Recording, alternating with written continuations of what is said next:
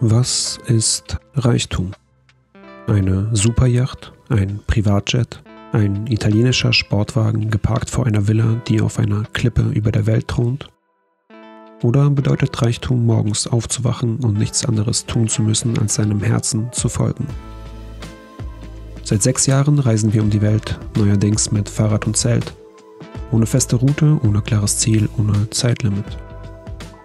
Nun hat uns der Wind in die französische Riviera getragen. In die Millionärshochburg Europas. Auf den Spielplatz der Eliten. Mitten im Winter kämpfen wir uns durch feuchten Matsch und kühle Nächte. All unser Besitz baumelt an unseren Gepäckträgern, während die Gegend um uns herum im Überfluss ertrinkt. Unterwegs an der Côte d'Azur, wo rote Berge die Küste säumen wie glühende Wächter. Wo das Wasser aussieht, als hätte jemand den Himmel in die Wellen gegossen. Und Yachten daran ankern wie Juwelen auf einem samtblauen Kissen. Hier, wo Meeresluft und Kaminrauch verschmelzen, gleiten wir im Schatten des Luxus über die Straßen. Wo Hummer auf Porzellan serviert wird, kochen wir Tütensuppen auf zittrigen Flammen. Wo Villen aus dem Boden sprießen wie Pinien, schlagen wir unser Zelt auf, schlafen ein unter einem Himmel, der keinem gehört, und fragen uns, was ist Reichtum?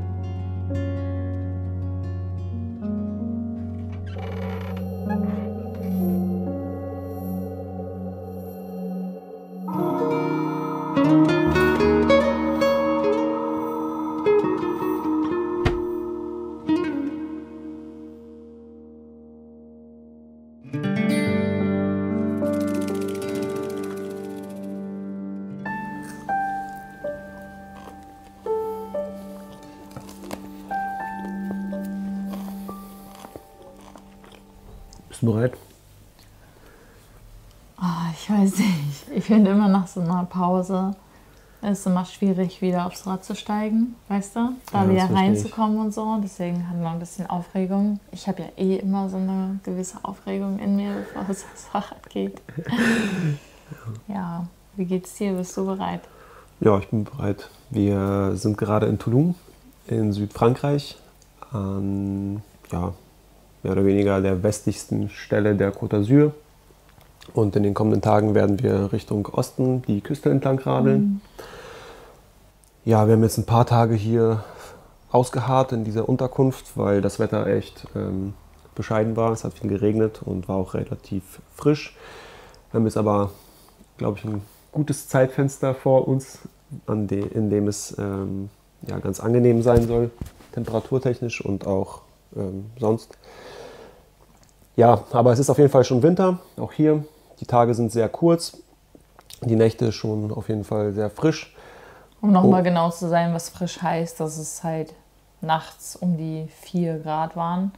Und dafür sind wir halt einfach nicht... Ja, unsere Schlafsäcke und eigentlich auch unser restliches Equipment ist für diese Temperaturen nicht geeignet. Aber ja, wir freuen uns jetzt drauf, sind aber auch mal gespannt, weil die Campingplätze natürlich alle geschlossen sind. Also es ist außerhalb der Saison. Ich müsste mal schauen, wo wir pennen. Stehen ein paar Fragezeichen hinter dieser kleinen Tour jetzt. Aber ja, wir kommen ja gerade aus Sardinien. Wir haben ja die Insel im vergangenen Monat beradelt und dort waren die Gegebenheiten deutlich besser. Wir hatten sozusagen einen verlängerten Sommer und sind dementsprechend ein bisschen verwöhnt und ja, haben dementsprechend auch ein bisschen Respekt vor den Gegebenheiten hier, aber ich glaube, im Vergleich zu Deutschland ist es immer noch alles ganz angenehm. Ja, ich glaube auch. Das wird schon. Das wird schon, ja. Wir frühstücken jetzt und dann geht's los. Ja. Wir wuchsen auf in bescheidenen Verhältnissen. Und wie so ziemlich jeder, der weiß, wie Armut sich anfühlt, träumten auch wir von einem anderen Leben. Einem Leben, in dem Geld kein Problem ist, sondern die Lösung. Als Jugendlicher verschlang ich MTV Cribs, bestaunte die fetten Villen reicher Superstars, ihren Schmuck, ihre Fuhrparks, ihre begehbaren Kleiderschränke, die größer waren als unsere gesamte Wohnung. Und irgendwie glaubte ich könnte, wollte, müsste das alles irgendwann auch haben. Doch jetzt mit Mitte 30 schlafe ich in einem Zelt, habe weder Haus noch Wohnung und statt eines dicken Autos fahre ich Fahrrad.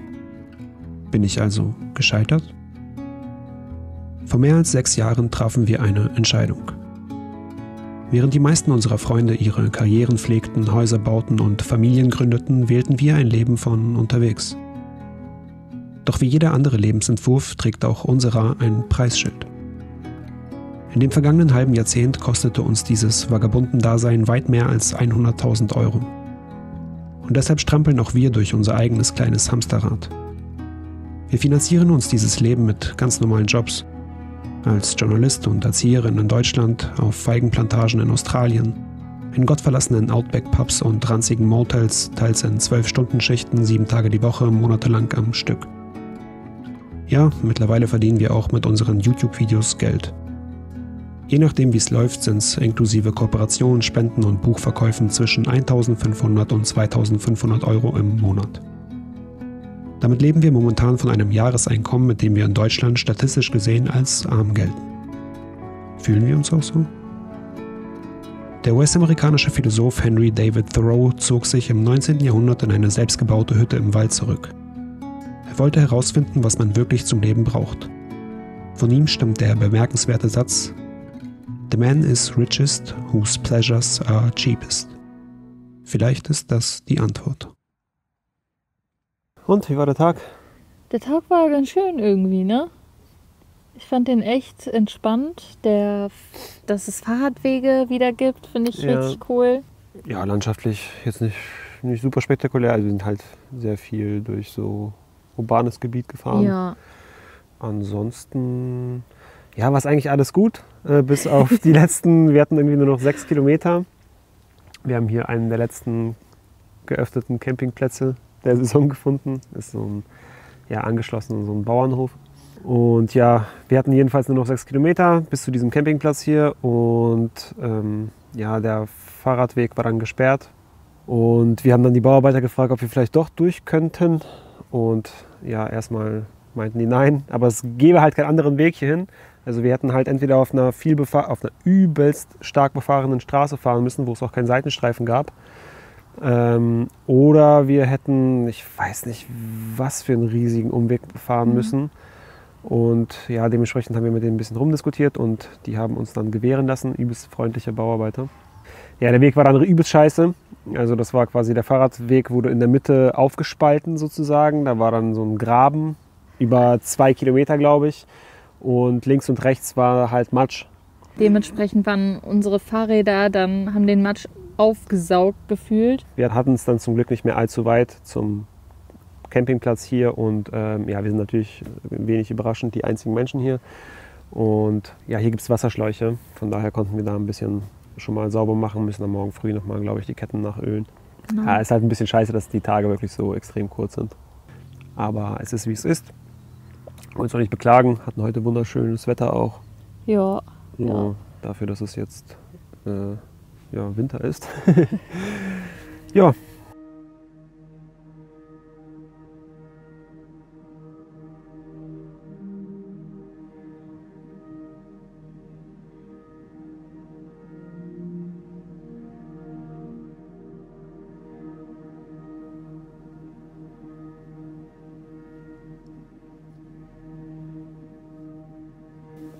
Okay.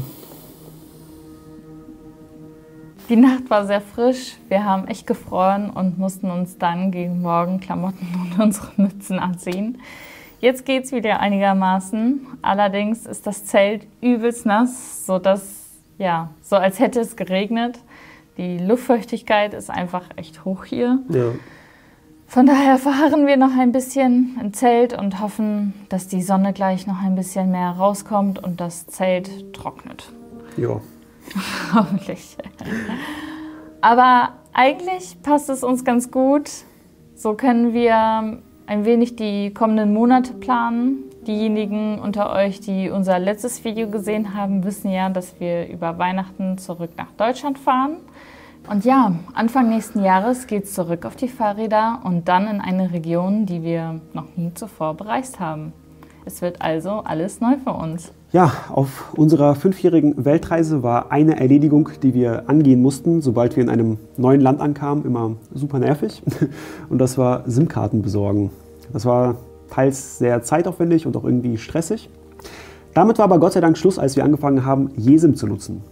Yesim ist ein eSIM-Anbieter, der stabiles und preiswertes Internet in mehr als 200 Ländern zur Verfügung stellt, ganz ohne physische SIM-Karte. Die Installation ist super easy. Wir gehen dafür, bevor wir losfahren, ganz einfach in die Yesim-App, suchen unser Reiseland aus und dann das Datenpaket, das wir nutzen wollen. Das ist ja mittlerweile ein fester Bestandteil unserer Reisevorbereitungen. Wir haben das so in den USA, in Kasachstan und in Georgien gemacht und ja, waren jedes Mal begeistert von der Qualität, der Geschwindigkeit und vor allem der Zuverlässigkeit der Internetverbindung. Falls ihr eine Reise vor euch habt und keinen Bock auf ewige SIM-Kartensuche vor Ort, können wir euch Yesim nur ans Herz legen. Ladet euch die App runter, den Link findet ihr bei uns in der Videobeschreibung und mit unserem Promocode AnnaEugen bekommt ihr 5 € Rabatt auf euer erstes Datenpaket. Das könnt ihr bereits jetzt buchen und innerhalb eines Jahres aktivieren, eben dann, wenn eure Reise losgeht. Also probiert es auf jeden Fall aus. Für uns heißt es jetzt ja, noch ein bisschen hier rumsitzen und warten und dann Zelt zusammenpacken und zurück auf die Fahrräder. Genau. Die Côte d'Azur. Ein Name, der glitzert wie Wellen im Sonnenlicht. Dabei war die französische Riviera lange Zeit gesäumt von Bauernhöfen, ganz normalen Fischerdörfern und galt hier und da als Zufluchtsort für Künstler und Schriftsteller. Erst im 20. Jahrhundert entdeckte die englische Aristokratie die Region als Winterresidenz für sich. Später folgten Hollywood-Stars, Modedesigner, Milliardäre. So wurde die Côte d'Azur zu dem, was sie heute ist. Ein Spielplatz der Reichen. Die Region beherbergt 10% aller Superjachten der Welt und weist zudem eine der höchsten Millionärsdichten des Globus auf. Allein in Monaco sind 12.000 der 40.000 Einwohner Millionäre. Eigentlich erhofften wir uns von unserem Trip ein wenig hinter die Kulissen zu blicken. Mit Menschen zu sprechen, die hier leben, wie wir es bereits an vielen anderen Orten taten und in manchen unserer Videos zeigten.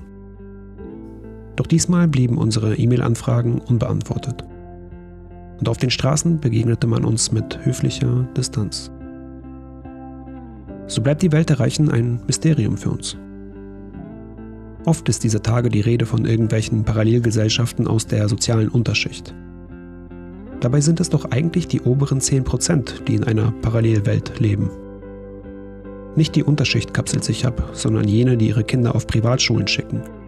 Die in Villen wohnen, hinter hohen Zäunen überwacht von Kameras. Die Business fliegen und erste Klasse fahren. Die ihre Klamotten in Läden kaufen, in die ich nicht einmal reinkomme und in Restaurants speisen, in denen der Hauptgang mehr kostet, als ich im Monat verdiene. Saint-Tropez ist einer der wenigen Orte, an dem die Tür zu dieser Welt einen Spalt weit offen steht. Hier geht es um Sehen und Gesehen werden. Und so stellen hier die einen ihren Reichtum zur Schau, während andere kommen, um ihn zu bestaunen, als sei er ein exotisches Tier im Zoo. Dieses Leben ist nicht unseres und wird es nie sein. Wir sind erleichtert, als wir wieder in der Natur sind, befriedet, als wir am Abend irgendwo auf einem Feld unser Zelt aufschlagen. Als Jugendliche dachten wir wollten reich sein. Doch eigentlich wollten wir etwas ganz anderes. Wir wollten frei sein. Und das lässt sich mit keinem Geld der Welt kaufen.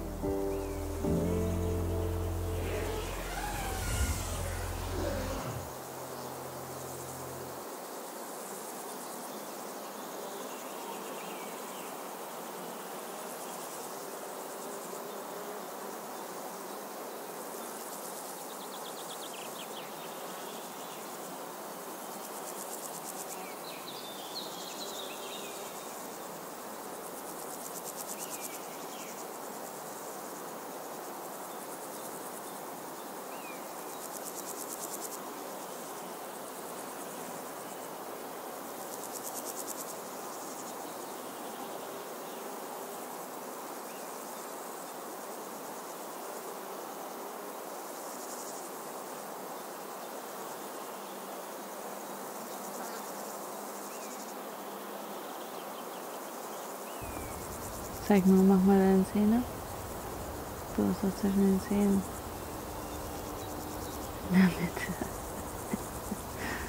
Zeig mal. Toll. Nee. Ja. Das Leben eines Campers kann hart sein. Campers, ja. Ja, es ist ein bisschen, fühlt sich, also zumindest für uns ist so ein bisschen Camping-Season für dieses Jahr doch schon vorbei. Also unter den Bedingungen macht es dann auch nicht so viel Spaß. Ja, man kann halt in allem Vor- und Nachteile sehen. Ne? Wenn man wild campt, ist es eigentlich nicht schlecht, wenn es früher dunkel wird, weil man dann schneller aufbauen kann. Ja, stimmt. Aber ja, alles hat so seine Vor- und Nachteile. Aber ja, uns macht es jetzt im Moment nicht mehr so viel Spaß. Ja. Aber es geht eigentlich. Ich finde, so tagsüber ist es immer voll schön. Nur so zum Schlafen hin wird es dann immer so ein bisschen kritisch. Aber trotzdem, wir haben das Beste draus gemacht. Und ich würde sagen, wir hatten jetzt auch 2 zwar kalte Nächte, aber schöne Abende. Weißt du? Ja, genau. Ja, ist auch natürlich, also weil du den Jahreszeitenvorteil ansprichst, ist natürlich auch jetzt ganz angenehm. Also wir sind halt in der Gegend unterwegs, die, glaube ich, im Sommer komplett überlaufen ist. Ja. Und jetzt sind hier halt keine Touristen, sondern nur Einheimische. Und dementsprechend geht es sehr ruhig zu und sehr gemächlich. Und ja, gucken wir mal, was der Tag heute bringt. Geld ist kein Schlüssel zum Glück. Und deshalb täten wir gut daran, materiellen Reichtum nicht übermäßig zu glorifizieren. Doch ebenso sollten wir Armut nicht romantisieren. Reisende tun das liebend gern. Sie kehren zurück von einem Backpacking-Trip durch Asien und schwärmen davon, wie glücklich die Menschen dort seien, obwohl sie so wenig besitzen. Aber wie glücklich wärst du, wenn du morgens aufwachst und nicht weißt, ob du heute genug verdienst, um abends Essen auf den Tisch zu bringen? Wie würdest du dich fühlen, wenn dein Kind nicht länger zur Schule gehen kann, weil du es als Arbeitskraft benötigst, um deine Familie über die Runden zu bringen? Wir mögen keinen festen Wohnsitz haben und ja, all unser Besitz passt in unsere Fahrradtaschen. Und dennoch sind wir uns natürlich im Klaren darüber, wie privilegiert wir sind, uns frei durch die Welt bewegen zu können, während Milliarden Menschen noch nie ihr Heimatland verlassen haben. James Baldwin, einer der bedeutendsten Schriftsteller des 20. Jahrhunderts, schrieb einst: "Anyone who has ever struggled with poverty knows how extremely expensive it is to be poor." Diese Worte sind bittere Wahrheit. Armut muss nicht absolut sein, um weh zu tun. Es reicht, wenn sie dich in das Gefühl hüllt, nicht mehr dazuzugehören. Wenn der Kinobesuch zu teuer wird und du dir den Museumseintritt nicht mehr leisten kannst. Wenn ein defekter Kühlschrank deine letzten Reserven plündert wie eine Maus im Winter und deine Miete längst die Hälfte deines Einkommens verschlingt. Die freiwillige Abschottung der Reichen beschleunigt diese Dynamik, denn sie führt zur unfreiwilligen Ausgrenzung der Armen. An der Côte d'Azur ist das unübersehbar. Der Küstenstreifen wird immer exklusiver, im wahrsten Sinne des Wortes. In Städten wie Nizza oder Cannes sind die Immobilienpreise pro Quadratmeter mittlerweile 5-stellig und die Mieten somit eine Existenzbedrohung für Normalverdiener. Dieses Muster wiederholt sich weltweit, ob in Berlin, Barcelona oder San Francisco. Die Gentrifizierung frisst sich durch die Städte wie ein hungriger Wolf. In Rio de Janeiro weichen Favelas luxuriösen Hochhäusern. Und selbst auf Bali verlieren immer mehr Einheimische ihre Lebensgrundlagen an Investoren, die Ferienressorts errichten. Reichtum mag keine Freiheit garantieren, aber Armut ist eine unsichtbare Mauer, die dich garantiert von ihr trennt.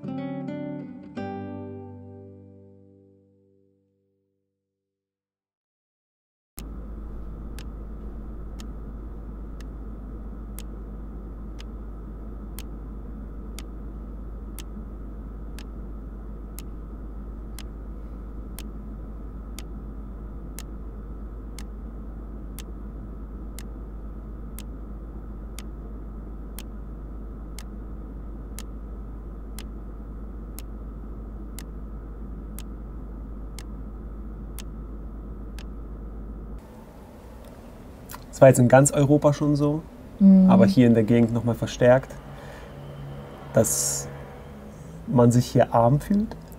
Als wir jetzt auch in Saint-Tropez waren, ich weiß nicht, ich habe selten so viele Frauen mit Louis Vuitton-Taschen gesehen wie dort.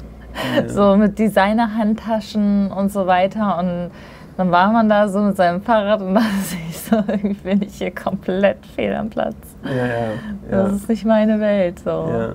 Ja, ist halt, wie gesagt, man fühlt sich hier irgendwie deplatziert, ne? Ja. So, Fremdkörper. Ja, ist halt auf jeden Fall ein Fremdkörper in der Umgebung. Ja. Aber trotzdem sind wir ja auch irgendwie auf unsere Art und Weise reich.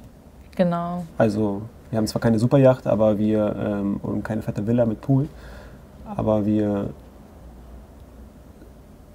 sind reich an Erfahrungen. Ja, ich meinte, ja. Nein, aber wir haben halt eine gewisse Unabhängigkeit, ne? Ja. Also wir haben die Freiheit und die Unabhängigkeit, jeden Tag aufs Neue entscheiden zu können, wie wir unser Leben gestalten möchten. Ich weiß nicht, ob ich das gleichsetzen würde mit Reichtum oder das dem Wort Reichtum zuschreiben würde, aber ich würde sagen, dass das manchmal mehr wert ist als Reichtum. Weißt du, was ich meine? Ja, als materieller Reichtum. Ich meine halt so, das ist halt so ein... Also Reichtum kann man ja auf verschiedene Art und Weise definieren. Es gibt ja materiellen Reichtum, aber man kann ja reich an allem Möglichen sein. Weißt du, was ich meine? Wir konnten 5 Jahre lang reisen und leben, wie wir wollen.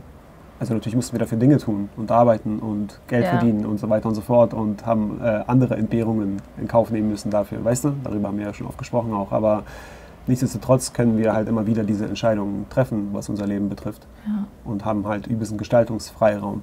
Also ich meine, das sind so voll viele Dinge, die sehr wenige Menschen so haben. Ja. Also selbst die Superreichen mit Yacht und Villa hier haben teilweise nicht diesen Gestaltungsfreiraum. Ja. Dementsprechend, ja, können wir uns glücklich schätzen, das zu haben, finde ich. Ja. Also. Der Kontostand sagt nichts aus über den Charakter eines Menschen. Das gilt in beide Richtungen. Arm oder reich hat nichts zu tun mit gut oder böse.